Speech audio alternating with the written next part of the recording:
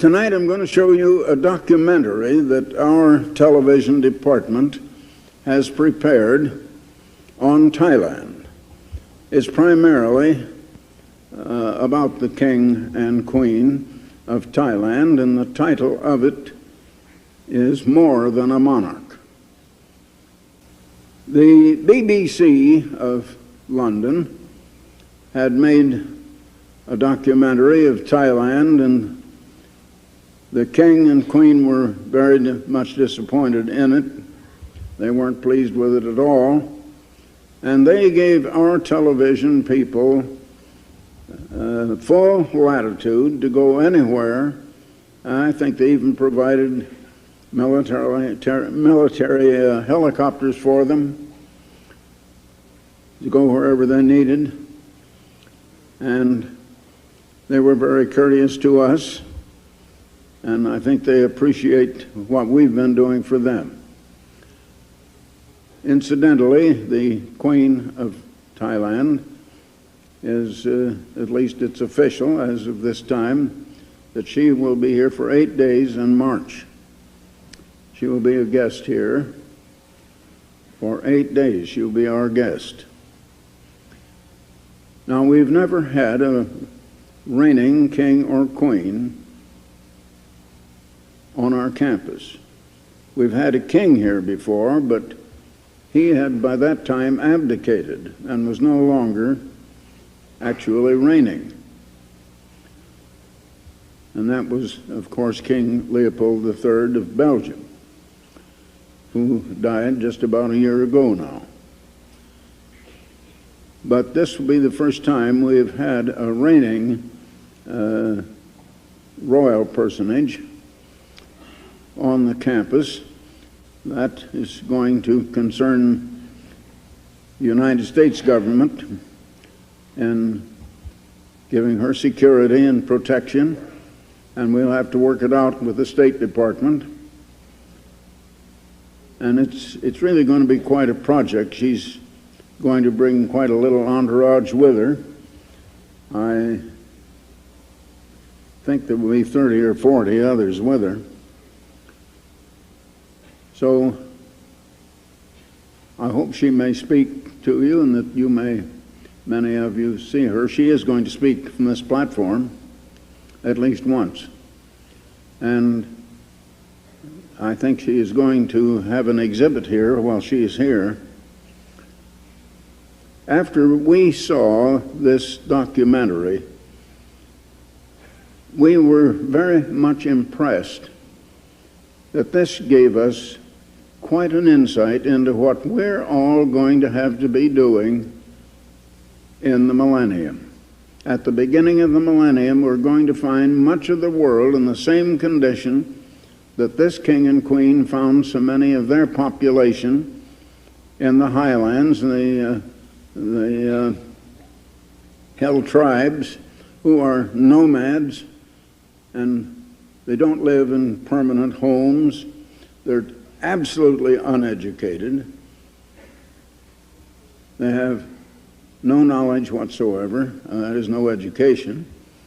And you'll see a great deal about it in the film, and how the king and the queen work with them and help them. And it does give us a little insight into what we're going to have to do in the millennium.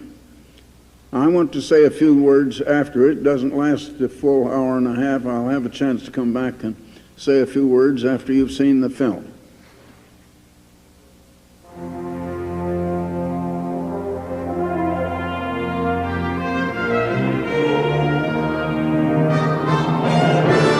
The following is an Ambassador Foundation presentation.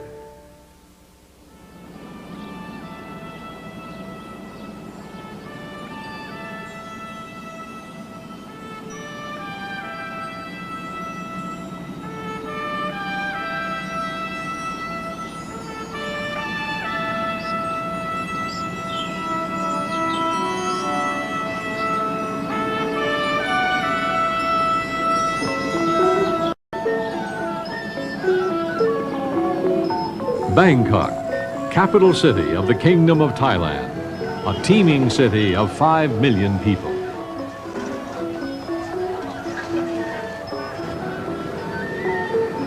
The sidewalks are crowded with shoppers and vendors. Ancient and modern, east and west, mix easily in the busy streets. The mighty Chao Phraya River, bustling with ferries, rice barges, and the merchant ships of all nations, connects Bangkok to the Gulf of Thailand. In this city that was once known as the Venice of the East, the old canals are now being filled in to make way for new roads, modern arteries of a modern city. In the last half of the 20th century, Bangkok has become a crossroad of Asia and one of the great cities of the world. It is the pulsating heart of Thailand today.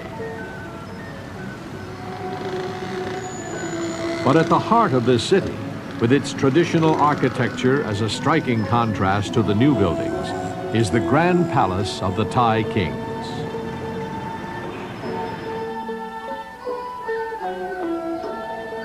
The carefully restored and lovingly cared for halls and temples are a reminder of another time.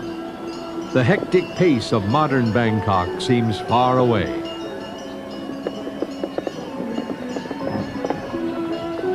Visitors marvel at the ornate buildings, intricate carvings, and gilded spires and pagodas that bring to life the long and colorful history of the Siamese, or Thai people. But the Grand Palace is more than a monument to Thailand's past. It also stands as a symbol of the nation's present and its future.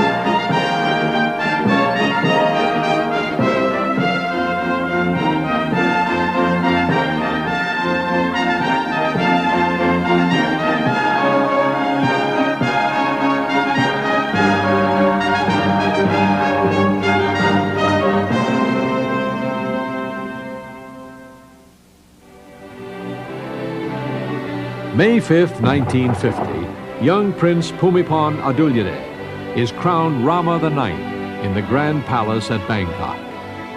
He places the crown upon his head and makes the first official pronouncement of his reign. We shall reign with righteousness for the benefit and happiness of the Siamese people. The people greeted the new king and his beautiful young queen with love and respect.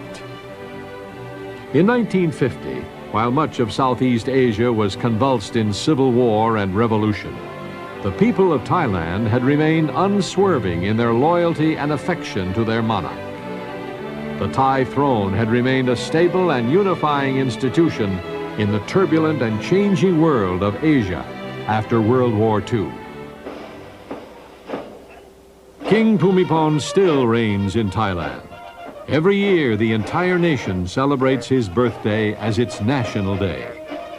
At the Royal Plaza in Bangkok, the king reviews the regiments of the Royal Guards in the ceremony of trooping the colors.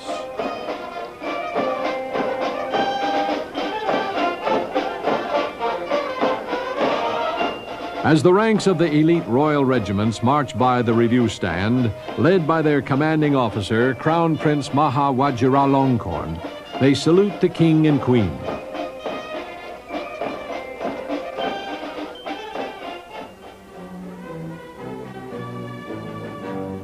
King Bhumibol is an active constitutional monarch.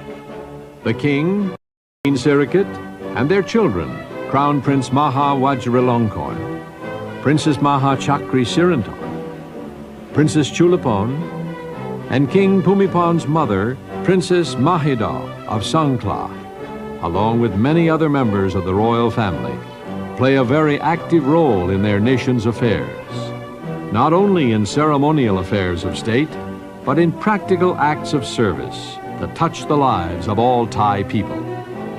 There exists a very special relationship between the monarchy and the people of Thailand. The Thais have always honored their kings, but the 9 kings of the House of Chakri hold a very special place in the hearts of their people and in the history of Thailand. Until the middle of the 18th century, the capital of Thailand was Ayutthaya. Great and powerful kings ruled here. Ayutthaya was widely renowned as a commercial and cultural center. European traders wrote home reports that this was the most beautiful city in the East. However, in 1767, during a period of internal strife, Ayutthaya fell to an invading army. It was a serious setback to the Thai people. But within 10 months, the Thais rallied under a new leader, King Daksin the Great, who pushed the invaders back and recaptured Ayutthaya. But the once proud city was now a charred ruin, a desolate, empty shell. After the death of King Daksin in 1782, the crown was offered to a popular hero, General Chakri. General Chakri became known as King Rama I. He established a new capital for the nation at Bangkok, then just a small village on the Chao Phraya River. Rama I set about to make Bangkok a city that would restore to his people the splendor that was once Ayutthaya. Although he had to spend much of his reign battling his nation's enemies, he also determined to preserve the ancient heritage that so nearly perished in the destruction of Ayutthaya. He reorganized the old laws and reestablished the Buddhist faith and literature. When the old warrior king died in 1809, he had made great strides toward restoring his nation's morale and setting it back on the path of progress.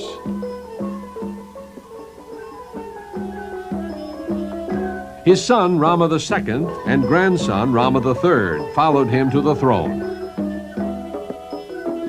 During their reigns, Thai music, literature, and the other fine arts continued to flourish. Strong trading links were reestablished with other Asian and European powers, making the country rich and prosperous.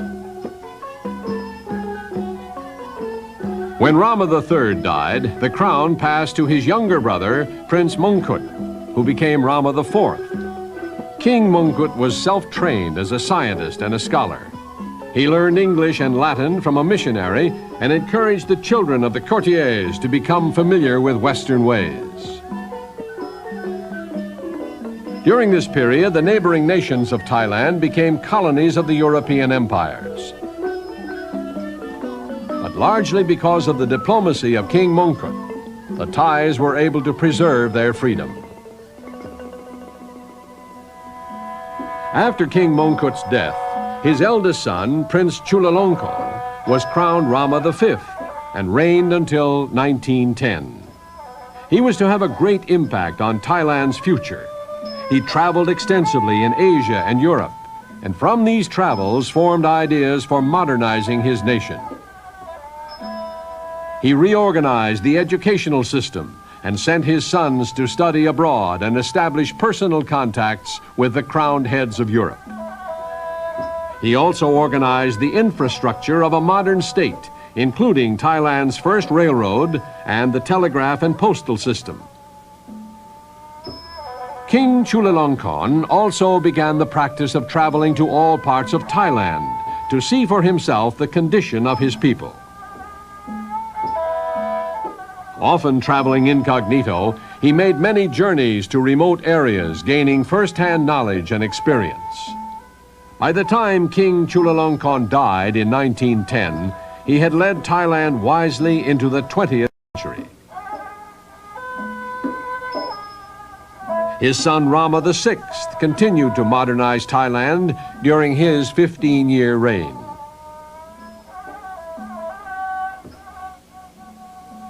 He was succeeded by his youngest brother, Prince Prachatipo, who immediately began to lay down the foundations of democratic government. In 1932, as Rama VII, he promulgated a new constitution and thereby changed his position to a constitutional monarch. Due to failing health, he abdicated in 1934. His 10-year-old nephew, Prince Ananta Mahidol, was next in line. This popular young king's reign was cut short by his untimely death in 1946. He was succeeded by his younger brother, Prince Bhumibol Adulyadej. Prince Bhumibol was born in 1927 in Cambridge, Massachusetts, in the United States of America, while his father was studying public health at Harvard University. He is the only reigning monarch ever to be born on American soil. After ascending the throne in 1946, the young king continued his education in Switzerland. He married Mam Ratchawang Sirikit Kittiorkon 1 week before his official coronation in 1950. The royal couple returned once more to Switzerland to continue their preparation for a life of service to their people.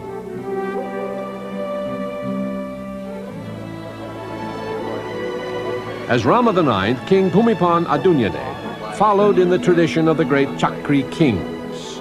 Each of the kings had shown great foresight in understanding how to use his position to best serve the Thai people and build the nation. King Bhumibol, Rama IX, was no exception. In 1952, he visited the northeast provinces of Thailand for the first time. As he talked to the people in the villages, he gained insight into the needs of the farmers. He then realized that the urgent task of his reign would be to strengthen the rural people.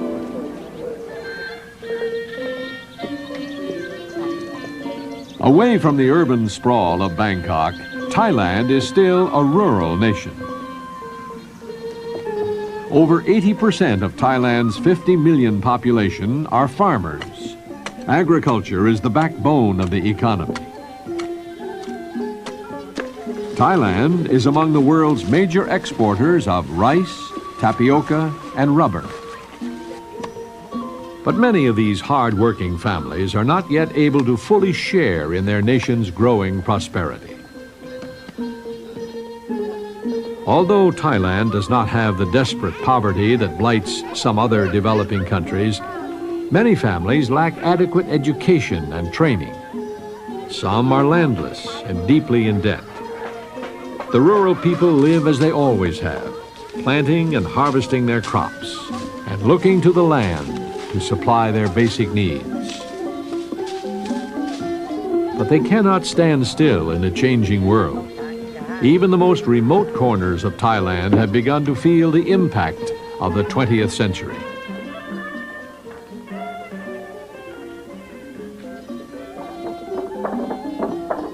The rural people are conservative and slow to change.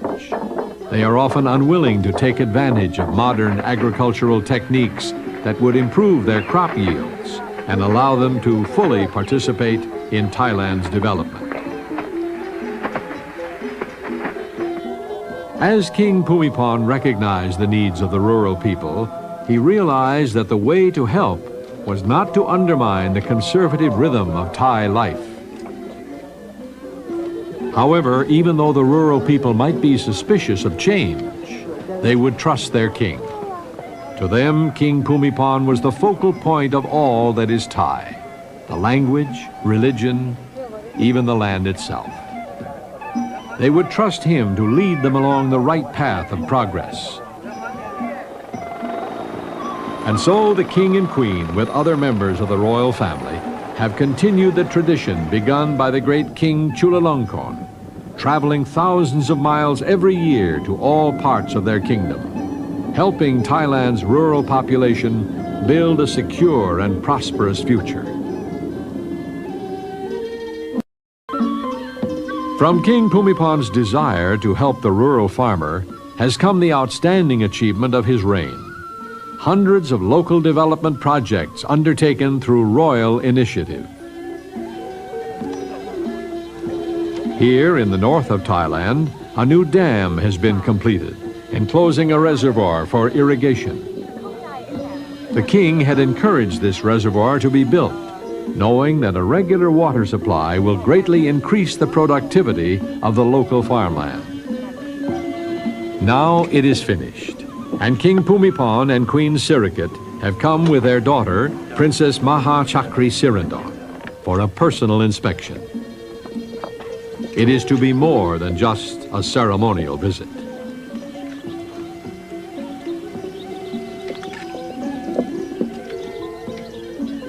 They have come to release over 100,000 small fish and freshwater prawns into the waters of the new reservoir. The fish will breed, and once the reservoir is fully stocked, the people will have a valuable additional source of protein, adding to the benefit that the irrigation waters will bring.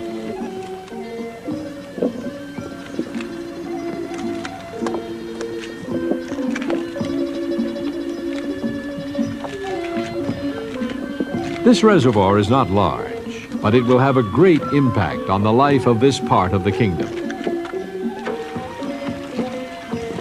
Their Majesties' personal involvement has impressed on the local people the benefit the new development will bring. The king works together with the government officials and the people to develop the country. Each one of the development projects is designed to serve the needs of a particular area. The Agricultural Research and Development Center at Khao Hin Son is located on land that was originally donated to the king to be used as a site for a palace. But King Bhumibol realized that this land at Khao Hin Son occupied an important position on the edge of the Central Plain. He decided that the land would be better used to establish a research and development center specifically to help solve the problems facing farmers of the area. This potentially fertile and productive part of the country is in danger of becoming a wasteland. The rainfall is adequate, but the lack of natural catchment areas makes water and soil conservation important. Without skillful management, the soil dries out and becomes depleted. The local farmers didn't know how to take advantage of the lie of the land when plowing to increase water catchment. The easy-to-grow cassava plant, from which tapioca is derived, was the only crop to be cultivated. Cassava is an undemanding plant from the farmer's point of view, but it rapidly depletes the soil of nutrients. At the research station at Khao Hin Son, many experiments are in progress to show local farmers how water catchment, storage, and irrigation techniques can preserve the productivity of the land. Farmers are taught to sow a crop of peanuts after each crop of cassava. The peanuts restore nitrogen to the soil and help maintain its fertility.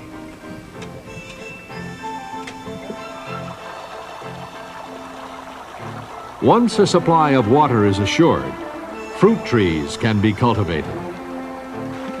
The lessons learned at Khao Hin Son are passed on to local farmers through an extension program. They are encouraged to form cooperatives. By pooling their resources, the community can soon become self-reliant and self-supporting. Around Khao Hin Son, other dams and irrigation canals have been established, and this area is now able to produce a much greater variety of crops. As more farmers take advantage of the extension program, their prosperity increases and the future of the region is assured.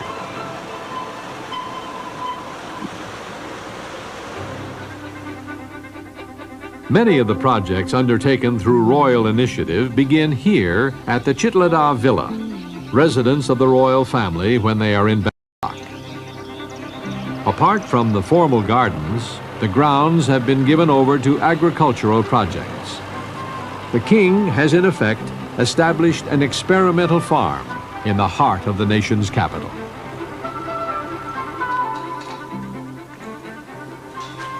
The stable can accommodate about 50 milking cows.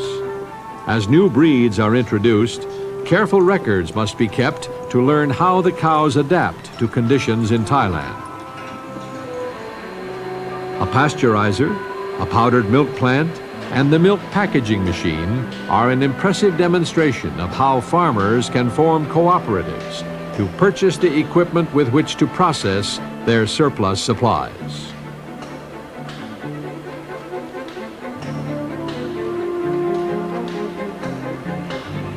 The rice mill and warehouse demonstrate economical methods of preparing and storing this vital food. The king has been particularly interested in demonstrating alternate methods of milling rice so that valuable nutrients and vitamins are not lost.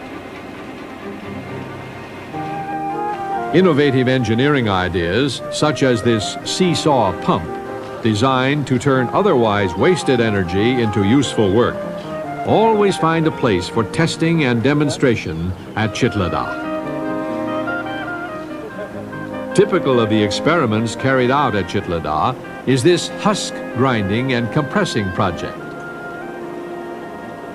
The waste material from rice milling, when subjected to heat and pressure, can be molded into logs, which can then be used as a substitute for firewood. New varieties of fish suitable for stocking Thailand's inland waters are bred in these ponds.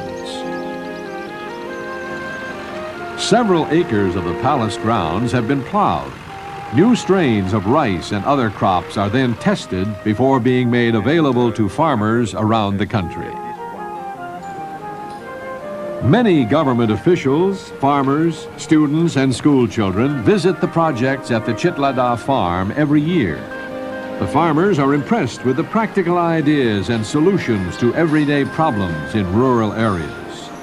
Yet it is probably their king's personal involvement, such as his decision to conduct the experiments on the grounds of his own residence, that inspires them to take the ideas home and put them into action. One of the most serious problems facing Thailand is the destruction of the forests that cover the mountain ranges. These vast forests are vital to the protection of wildlife and the preservation of the watershed. When trees and thick undergrowth cover these areas, precious moisture from rainfall is released gradually into the rivers and streams that flow down to the lowlands.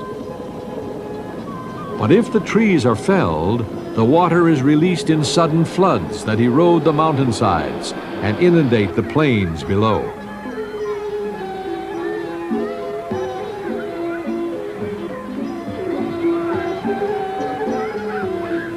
For many years, Thailand has been suffering rapid deforestation. Much damage is done by illegal log poachers who indiscriminately fell the great teak trees for quick profit. Additional damage is done, unintentionally, by the hill tribes that live in the northern highlands. For generations, they have roamed this rugged country, having little contact with the lowland people, choosing to maintain their own language and customs.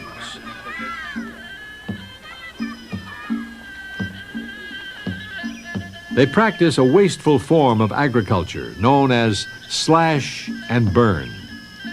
The forest is cleared and the trees are burned. The clearing is then used to plant the hill tribe's main cash crop, the opium poppy. This area of the world, which Thailand shares with Laos and Burma, has become known as the Golden Triangle, from the income derived from raw opium that is cultivated here every year. But not much of the profits from the illicit opium trade filters down to the hill tribe people, who remain poor. As the poppies are growing, the Score the seed pod several times. They then collect the seeping resin from which the opium is extracted.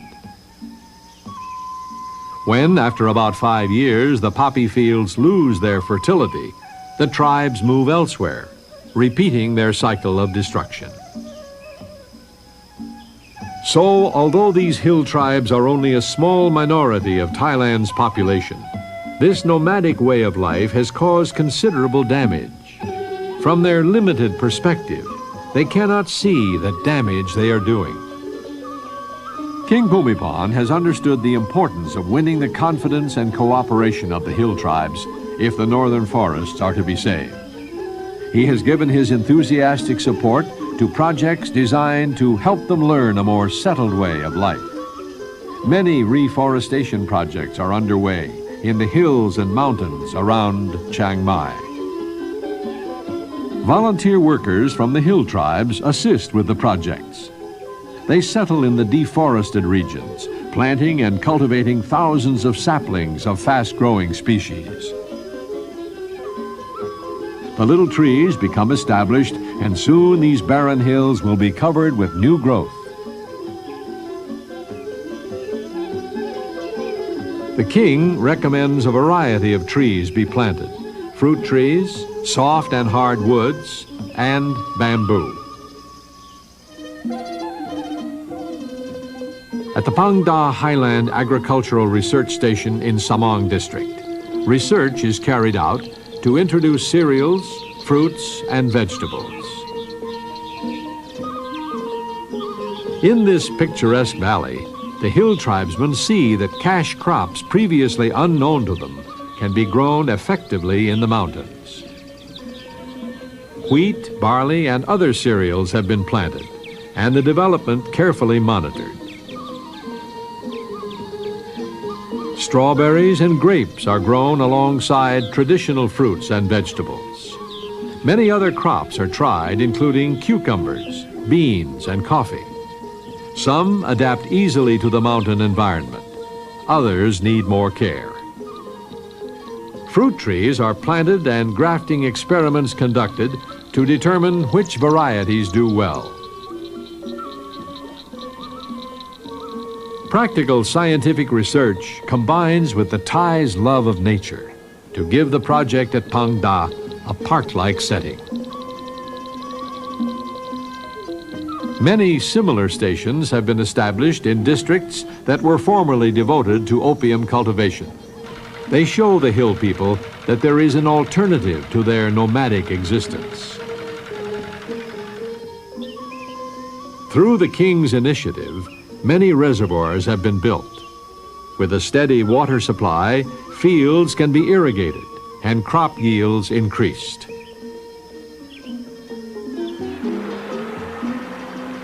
Most of their majesties' projects are small in scale, but have far-reaching effects on the lives of the people.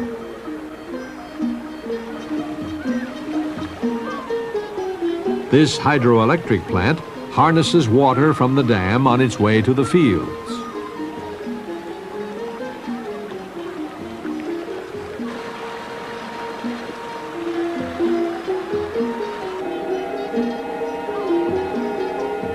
The small unit, just 10 kilowatts, brings to this remote village the previously unimagined luxury of electric light.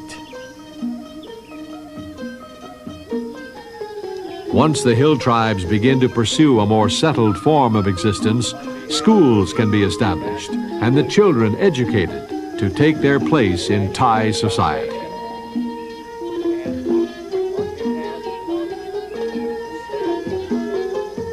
But not all the mountain people are convinced of the benefits of the crop substitution programs.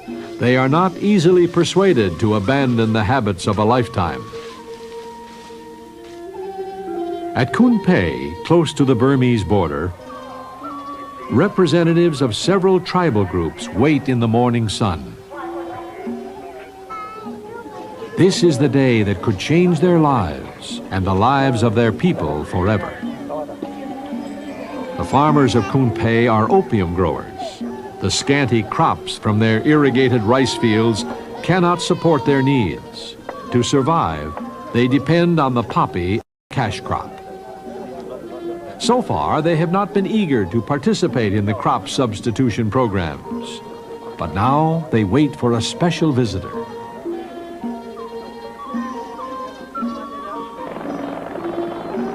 His Majesty King Bhumibol is coming himself to visit with them, to listen to them, and see what can be done to help them break out of the vicious cycle that is keeping them and their people poor.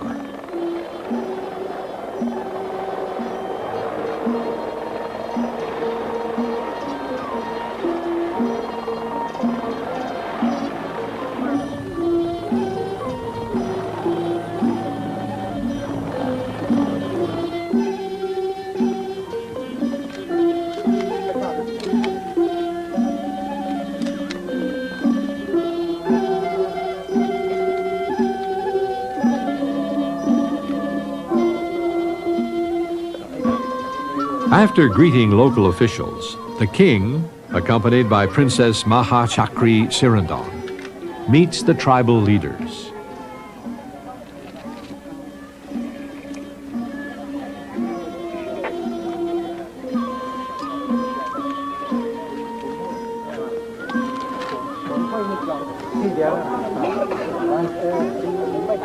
He listens carefully. The leaders explain that they're willing to stop growing the opium poppy, but first they must know how they will survive. Unless they have more water, they cannot grow enough rice. The existing water supply is insufficient to support them without the income they get from growing opium. The king always prepares thoroughly for a visit. He has studied this area.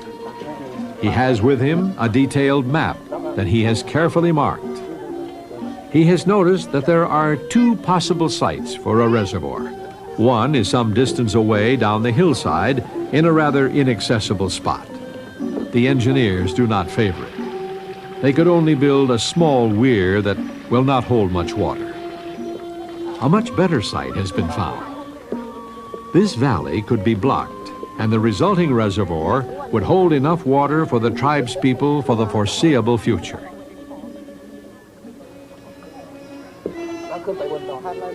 But the hill tribesmen do not seem enthusiastic about this.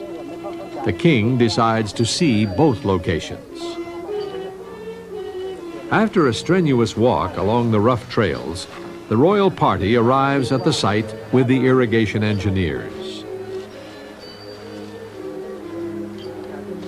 They discuss the advantages and disadvantages.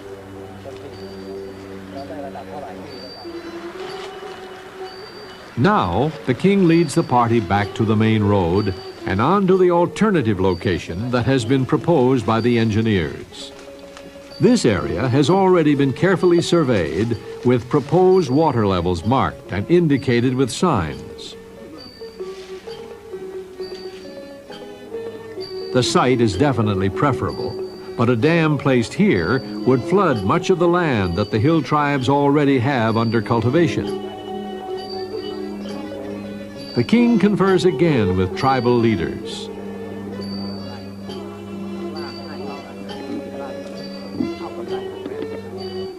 First, they are nervous, but as the king wins their confidence, they begin to explain their worries. How will they be able to support themselves if their fields are flooded? These simple people have no experience of marketing a cash crop. The opium dealers pay them poorly for their opium. But if they abandon opium for fruit and vegetables, how will they get them to market? And who will buy them? After listening carefully to all sides of the discussion, the king recommends to his engineers that they look again at the lower, more difficult site. Once the local people feel the benefit of this settled way of life, he explains, they will ask for the larger dam and more water. It is better to go slowly, so that permanent progress will be made. The engineers have learned to trust the king's judgment in these matters. His training and his 30 years of practical experience working with the people have given him the insight into the best way to resolve this kind of situation. The king and his daughter mix with the local people. They accept their simple gifts: a fruit, some vegetables, a piece of traditional embroidered cloth, even a puppy.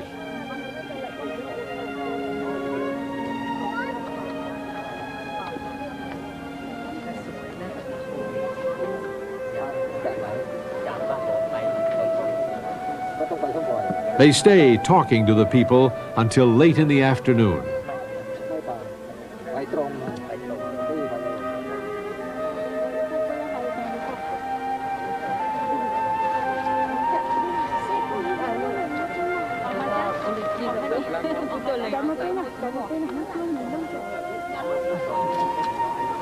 Meanwhile, the Royal Medical Unit that usually accompanies the king on these visits has also been busy, dispensing advice and medication. It has been a hard but rewarding day for everyone. As the king prepares to leave, the people are reassured. They know that they have a friend in their king, a friend who really does care about them.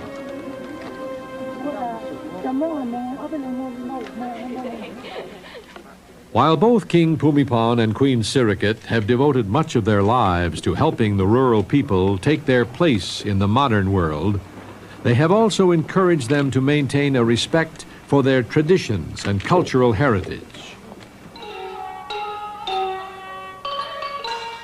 The graceful movements and ornate costumes of traditional Thai dancing are carefully preserved in modern Thailand.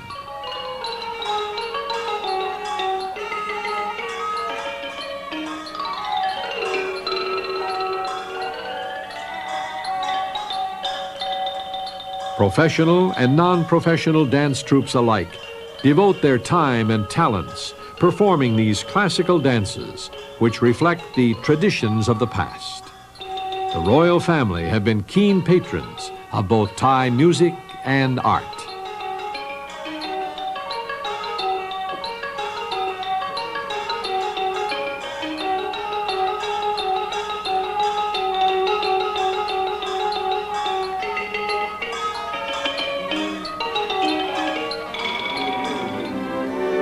Like her husband, Queen Sirikit realizes the influence her example can have on the people.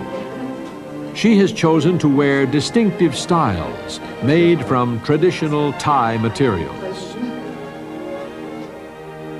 Through her example, the leading ladies of Thailand have gained a new appreciation for the silks and other fine fabrics of their native land. The preservation of Thai handicrafts has become a special interest for the Queen.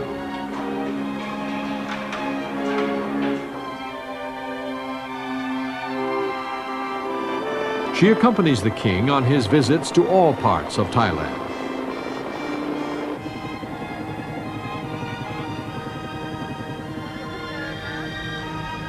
Wherever she goes, she asks to see the handicrafts of the region. Every part of Thailand has unique handicrafts made from the indigenous materials. The people eagerly show the Queen the things they have made.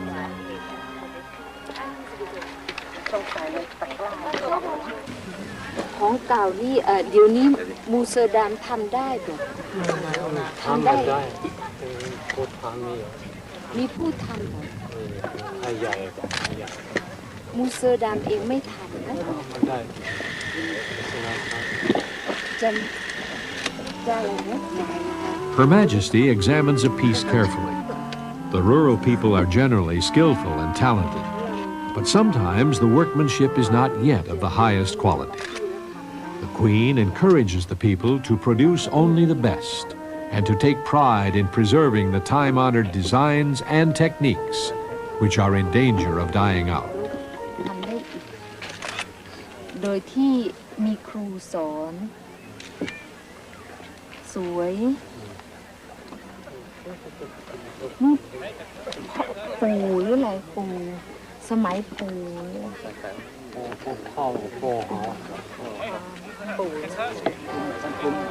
Queen Sirikit realized some years ago that her interest in Thai handicraft had given her a unique opportunity to help the poor to earn an income while building their confidence and self-respect.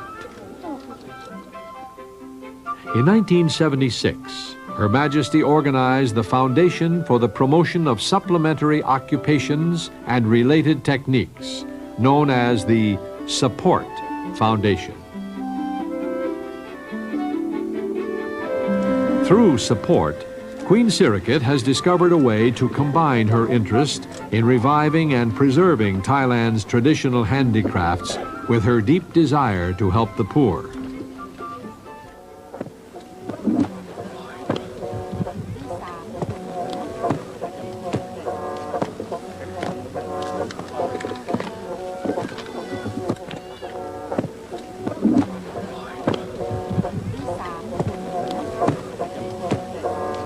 เรามีครูชาวเขาเผ่าอื่นที่จะดูนี่แล้วก๊อปปี้แล้วทำได้คุณช่วยอธิบายแล้วเขาได้เรียนทำเองแม่ไม่อยากนั่นหรอกแม่อยากจะเก็บของเก่ามือเซไว้นะเวลาไปคุณช่วยบอกนะคะเอานี่ไปแล้วมีที่ให้อยู่มีข้าวให้กินนะ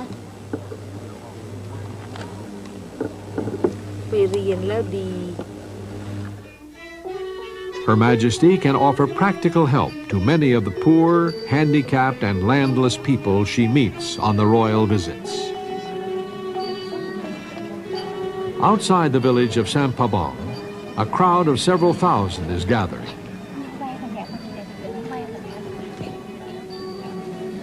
In spite of the hot sun, they wait patiently in eager anticipation of the visit from the King and Queen.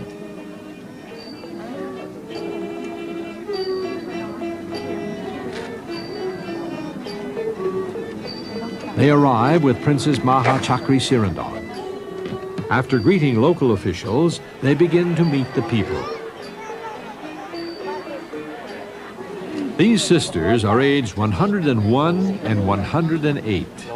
They were born during the reign of King Chulalongkorn. Now they meet King Bhumibol for the first time. Some of the waiting people have some very urgent needs, and they are looking to the royal family for help. The Queen's staff go ahead to seek out those who have come for assistance. Sometimes a paper with their needs has been pinned to their clothing. Everyone is treated with compassion and respect. A number of people need medical care. The Queen asks that they be taken to an area where the team of volunteer doctors are helping those in need of attention.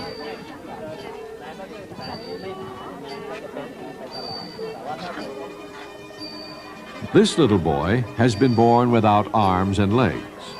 The family is poor and has no money or facilities to help him. He will be condemned to the life of a helpless cripple unless some aid can be given.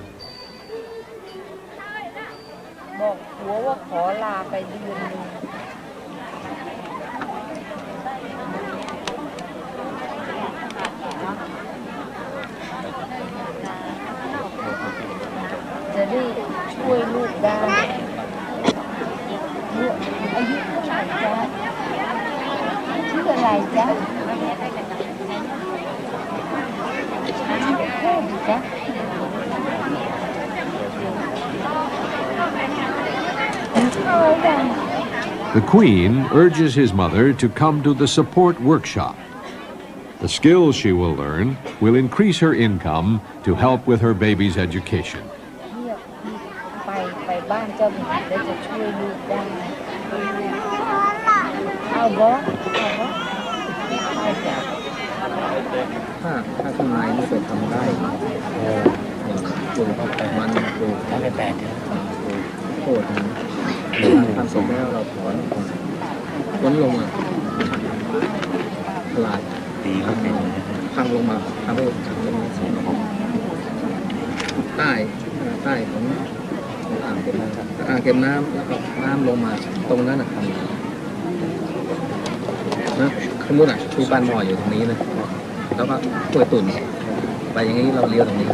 ตรงนี้ทำจะเราที่เข้าไปโยกที่เราไปโยกก็ไม่ได้ถ้าไปตัดนู้นก็ไปเผาจะเสียแต่ว่าคอยหน่อยช่วยจะทำจังหวะจะรีบไปตรงนี้นะครับเนี่ยก็จะมาช่วยดูด้วย As King Bhumibol discusses an agricultural project with tribal leaders, Queen Sirikit and her daughter continue to talk with the people.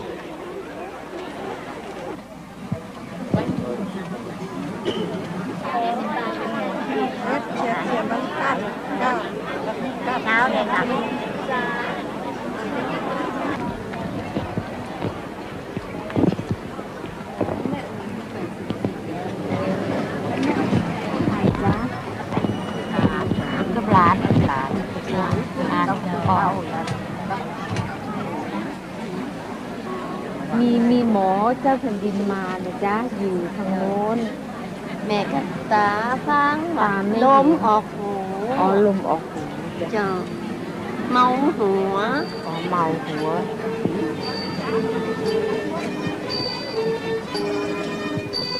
No one is unimportant. No one must feel left out.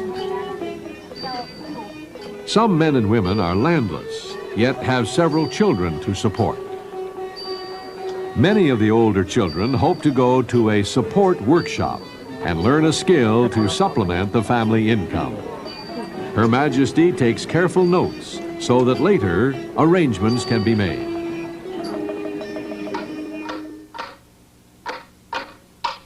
Workshops have been established where the poor and landless can go for a period of training. These workshops are often located in the grounds of the royal residences, like the beautiful Phuping Palace at Chiang Mai.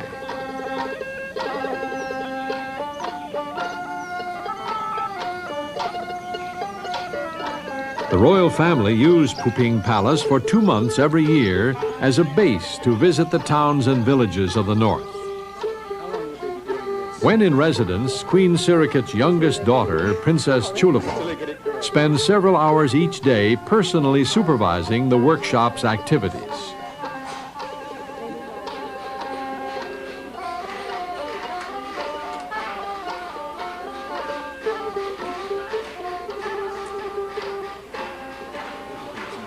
This was a dying art because, well, no one makes anymore, but my mother found very good shape of bag of my great-grandmother 100 years ago, and it still looks beautiful, so she tries to revive the old art.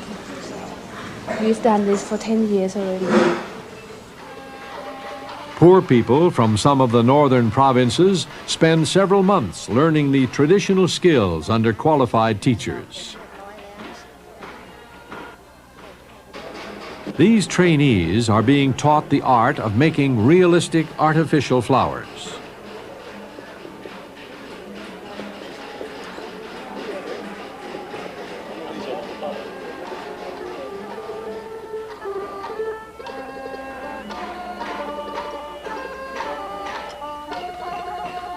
These men are learning the silversmith's art.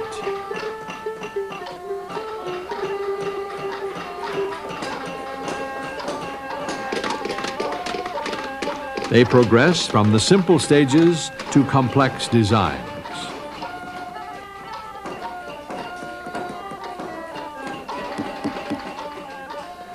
Many of the workers reach a remarkable degree of skill. Even though this young lady is handicapped, she has overcome her physical disability to the extent that she is now a master weaver, able to produce top-quality work and to teach others the skills that she has learned. After a period of training, many of the workers can return to their village where they can continue the trade that they have learned.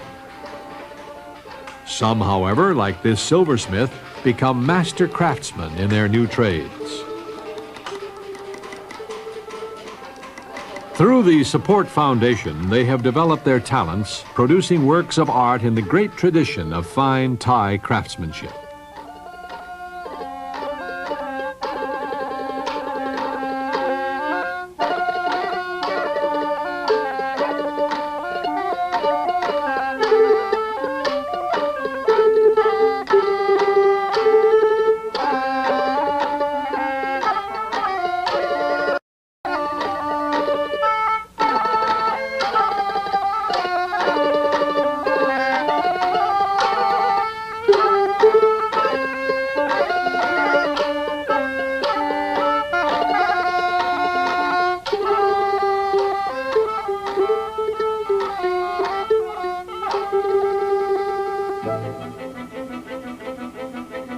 main training center for the Support Foundation's activities is located at Bang Sai, 30 miles north of Bangkok, near Thailand's old capital of Ayutthaya.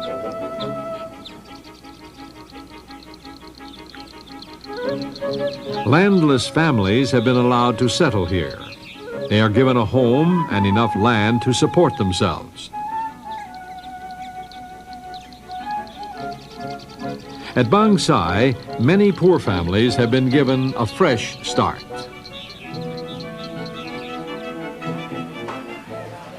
Hundreds of young people from poor farming families are paid a small allowance while undergoing a training course in vocational and handicraft skills.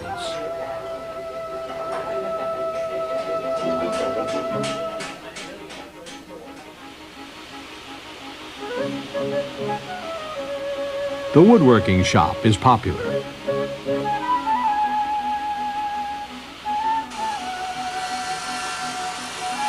During the training course, the students learn to combine power tools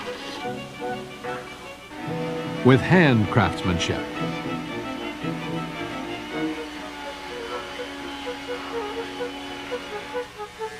All students are encouraged to make useful articles of furniture. Standards are high. Careless work is not accepted. Each trainee is encouraged to be satisfied with nothing but his best.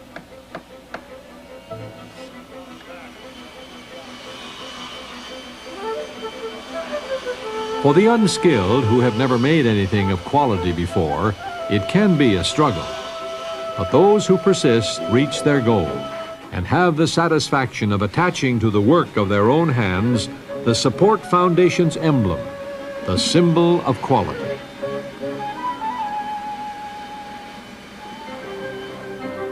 Products that reach this level of excellence are sold in the exclusive Chitlada shops, established at the initiative of Her Majesty to provide a means of marketing the crafts produced through the Support Foundation.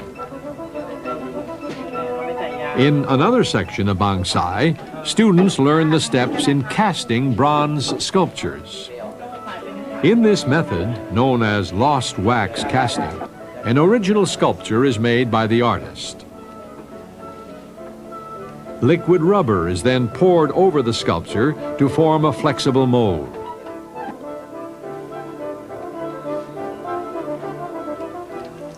This mold is now filled with wax. When the wax has hardened, the mold is peeled off and the wax form is encased in clay.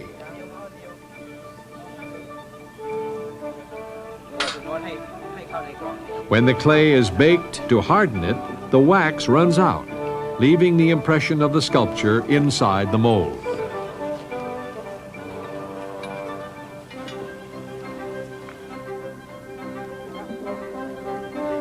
Molten bronze is now poured into the mold.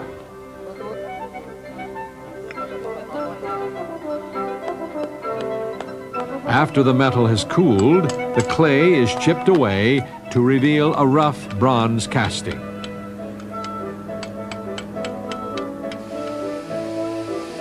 This is now finished and polished by the artist to produce a fine work of art, identical in every detail to the original sculpture.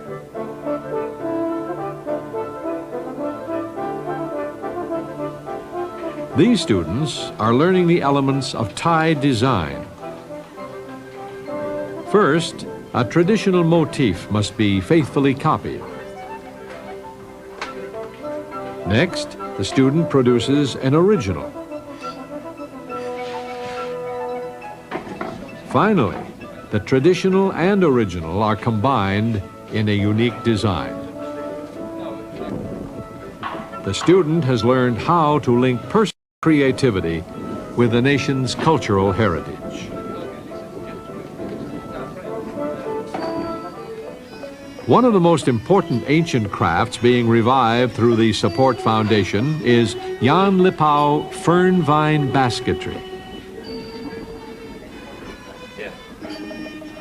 The Lipao vine grows abundantly in southern Thailand. The stem of the vine is extremely tough and can be woven into baskets that will hold their shapes and literally last for hundreds of years. A skillfully woven Yan Lipao basket is a genuine work of art, of lasting value and beauty. This handbag belonged to the Queen of King Rama V. It is still in excellent condition, although over a century old. Selected lengths of the cut vine are drawn through a sharp-sided hole in a tin plate until they are of uniform size. The size of the hole determines the diameter of the strand. The smaller holes produce a finer, more pliable strand, which enables more intricate work to be done.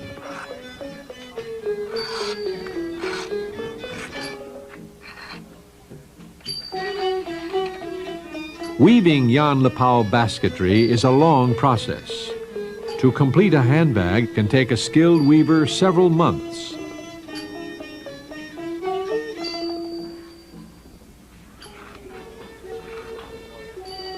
This basket is woven around a wicker frame of the required size and shape.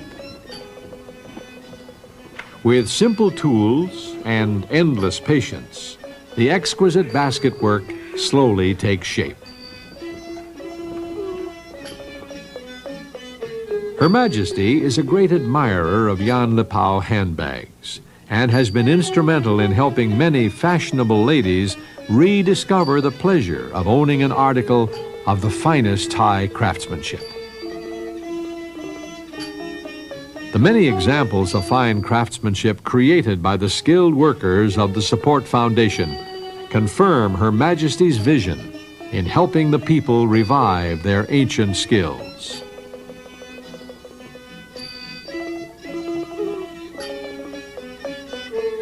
Through the Support Foundation, craftsmen have the opportunity to produce articles in the honored tradition of Thai quality. Ancient skills that were in danger of dying out are being revived and even elevated to new artistic levels.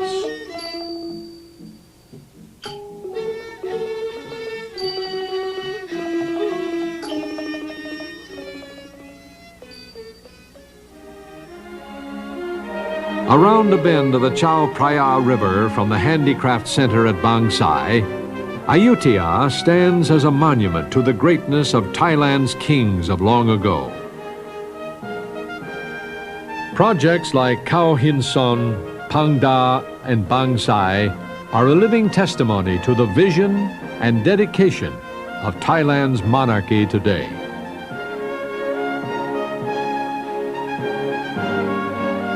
King Bhumibol Adulyadej, the 9th king of the House of Chakri,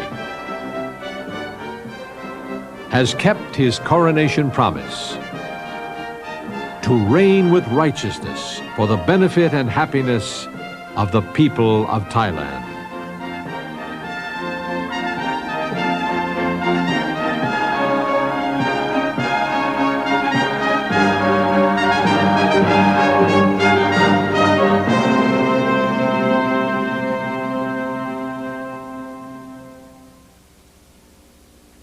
When I first visited Thailand, in my first meeting with King Bhumibol,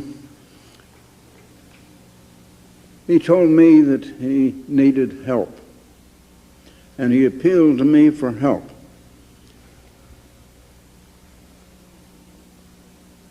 I had 2 other men with me. He said to each of them, "You can't help me. Only Mr. Armstrong can help me." I didn't know what he wanted. He said he didn't want money, but he didn't make clear to me what he wanted. But when he appealed to me for help, I couldn't ignore it. And so, on my return to Pasadena, I sent a team of, I believe, about 6 or 7 men to Thailand. I believe it was headed by Dr. Hay.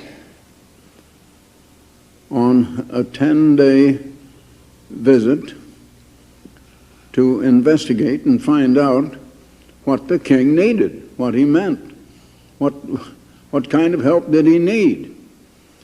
And they came back and told me that what he needed was some money, but being a king, he couldn't ask for it. And he was troubled with this raising of the opium poppy by his hill tribes. Now, they're only a minor percentage of the population of Thailand, but they live in the hills and the mountains of the north. They are the completely uneducated and illiterate people. The rest of Thailand, naturally, is not like that. It is in better condition than the other nations we visited on this trip. But what he needed was a little support for portable schools to educate the mountain hill tribes and to wean them away from producing the drug opium and get them into producing vegetables, fruits, foodstuffs. Of course, that involved marketing, finding a market for what they produced, and what he didn't mention to me was the need of those dams and things that you saw in this documentary. Well, I agreed that the Ambassador Foundation would fund 6 portable schools. It wasn't a large contribution, but we did that for the first year. The second year, we doubled it to 12 of those schools. Now, after that was accomplished, then refugees began to pour into Thailand from Laos and Cambodia after the Vietnam War. And so Ambassador College began to send some of our students, a group of maybe 6, 8, 10 students at a time, over there to teach the refugees English so they could be then brought down to Bangkok and then sent to other parts of the world and repatriated. But they needed to learn to speak the English language, which is rapidly becoming a world language now, international language. Now, some of the scenes that you saw in this picture, I was right there while some of these shots were being made. That Thai dance was actually put on for me as a special dance for me, but our television crew were there and they photographed it. And I was with the Queen on the day she visited the hill tribes, and that little sort of a dance that some of those hill people put on was put on primarily for me. And one little incident I might tell you about, we discovered a little infant that had just been born a few days, and its mother had died in childbirth. And up there, they didn't have milk, and they didn't have anything to feed that little infant, and it was almost starved to death. So the Queen, there were 2 helicopters that day, and we landed just as you saw one land with the king in that first scene. And the Queen brought it back to Bangkok, and, or I guess it was to Chiang Mai, because we were staying at Chiang Mai that night, which is in the north of the and she got it to a hospital. And on this trip, just about 10 days ago now, well, within the last week, within the last 2 weeks, the Queen got word to me, especially as soon as I arrived, before I saw her, that that little child had recovered and was living very well, and its father had decided to remarry and didn't want it, and she's going to get a real home some other place. But it was rescued when I was there, and she said I'd saved its life. Well, of course I didn't. It just was a coincidence that the incident happened. But if they had not been out there, and they wouldn't have been out there that day, except that the Queen went out in a military helicopter. In fact, there were two of them, and it was primarily to take me out and show me everything there, and so that our television crew could get a few of those shots. And I was present while some of those were being made. Well, I just thought I'd tell you some of those things. Time is about up, and I don't want to run over tonight. I noticed when we came back to Tokyo, it was like after being in Nepal, Bangladesh, and Sri Lanka, where they are not as modern as Thailand. They are very much poverty-stricken, especially in Nepal and Bangladesh. And when we arrived back in Tokyo, a modern city, and Tokyo is very much a modern, progressive city, and one of the very largest in the world, is larger than any city in the United States, larger than New York. It seemed like coming out of an ancient world and getting back to civilization. And it made us realize what we're going to have to do in the beginning of the millennium, because all those people are going to have to be educated. But then I began to realize that those people are not as unhappy as we are in the more civilized world, that is, so-called civilized. They're not so unhappy. I don't think that ignorance and poverty are a source of happiness, but neither is money and material things that surround us. And in the millennium, we're going to have to teach the people of the United States, of Britain, of France, of Germany, and of the developed countries, just the same as we're going to have to teach those entirely ignorant people, many of whom are in very many parts of China, where 1/4 of the whole world exists.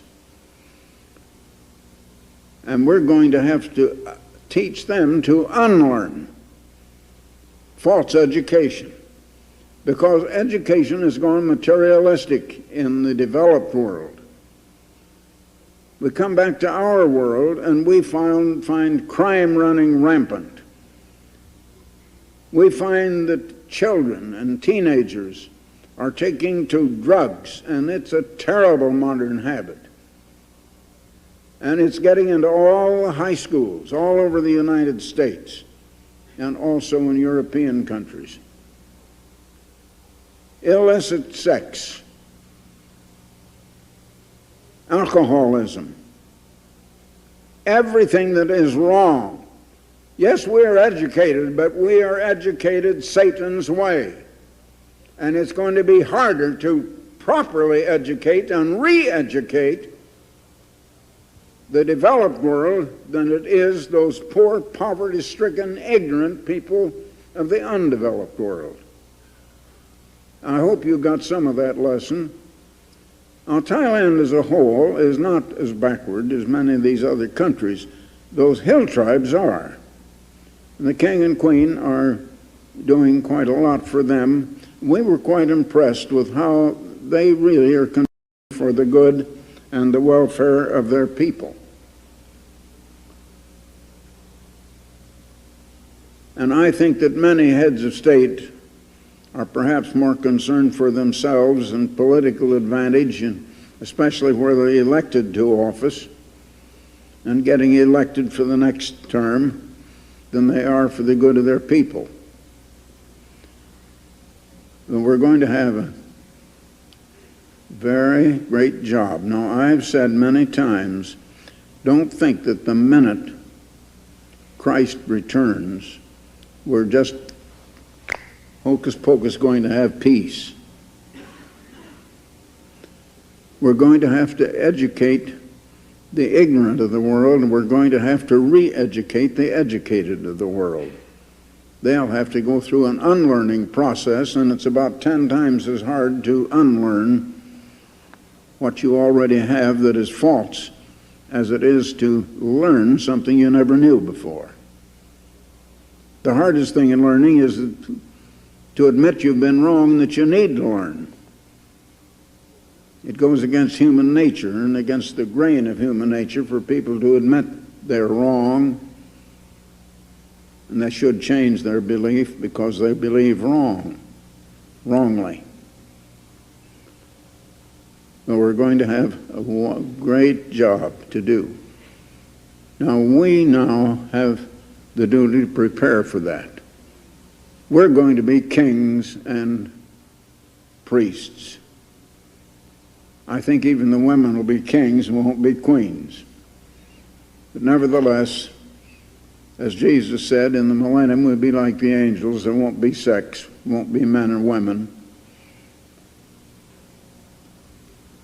Reproduction will be over.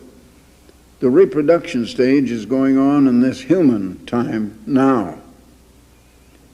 And God's purpose is being fulfilled, though the world doesn't see it yet. It was a momentous trip.